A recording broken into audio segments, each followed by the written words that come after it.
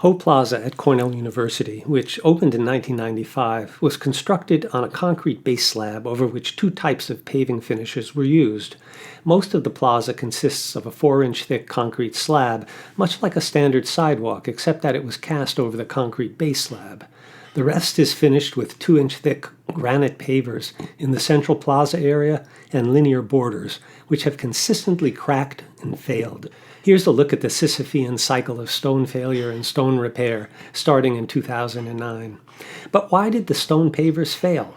Because their length to thickness aspect ratio, ranging from about 10 to 20, was much too large, and trying to compensate for inadequate thickness by grouting the stone to a 4-inch thick slab on ground is a hopeless task, since vehicular vibrations, differing coefficients of thermal expansion, concrete shrinkage, deflection of the slab, and the inevitable presence of fine particles or freezing water that works its way into the space between stone and concrete all create conditions where the thin, stiff stone delaminates from the concrete and then cracks under the weight of service vehicles.